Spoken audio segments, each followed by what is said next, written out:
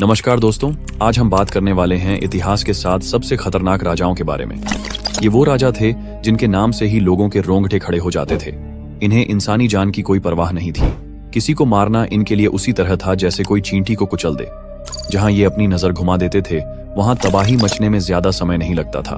इनकी तलवारें हजारों सिर काट चुकी थीं।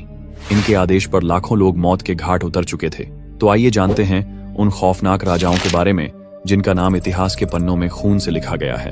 इनमें से कुछ माओ जेडोंग के आदेश पर चीन में लाखों लोग मारे गए, जिनकी संख्या नेपाल की आबादी से भी ज्यादा थी। और दूसरा एडोल्फ हिटलर ने 2 बार विश्व युद्ध शुरू किया और करोड़ों लोगों की हत्या करवाई, लेकिन हारने के बाद खुद को मार लिया। और तीसरा अटिला द हन। अत्तिला ऐसा राजा था जो जहां कदम रखता वहां की पूरी जमीन और लोग उसके कब्जे में हो जाते थे।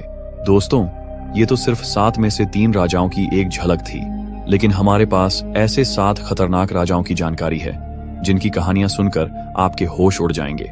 तो दोस्तों, वीडियो शुरू करने से पहले चैनल को सब्सक्राइब जरूर करें, क्योंकि ये आपके लिए एकदम फ्री है, लेकिन हमारे लिए बहुत मददगार। तो चलिए वीडियो को करते हैं स्टार्ट। नंबर 1, अटिला द हन, जिसे इतिहास का सबसे खतरनाक और खौफनाक सम्राट माना जाता है। उस समय यूरोप में एक ऐसा नाम था जिसे सुनते ही पूरे साम्राज्य में हाहाकार मच जाता था।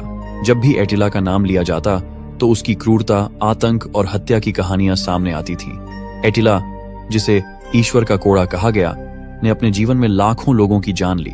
उसकी क्रूरता की पराकाष्ठा को देखकर कोई भी शख्स उस नाम का जिक्र करने से पहले सैकड़ों बार सोचता। एटिला का जन्म 406 ईस्वी में हुआ था और बचपन से ही उसकी आत्मा में युद्ध और रक्तपात का आगाज हुआ। जब उसने अपनी सेनाओं को खड़ा किया तो उसका उद्देश्य केवल विजय प्राप्त करना नहीं था, बल्कि वह अपने हर हमले में अत्यधिक रक्तपात और विनाश फैलाना चाहता था।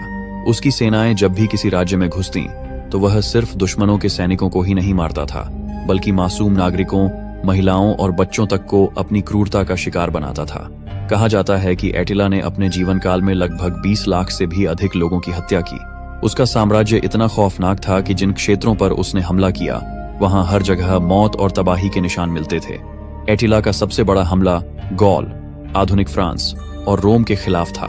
जब एटिला ने रोम की ओर कदम बढ़ाए तो उसने पूरे शहर को नष्ट कर दिया।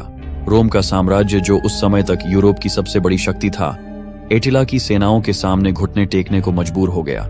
उसने न केवल सैन्य बल को समाप्त किया, बल्कि लाखों निर्दोष नागरिकों की जान भी ली। एटिला की सबसे डरावनी रणनीति यही थी कि वह केवल युद्ध नहीं करता था, बल्कि शत्रुओं के मनोबल को तोड़ता था। वह डर और आतंक फैलाने में माहिर था और जिस जगह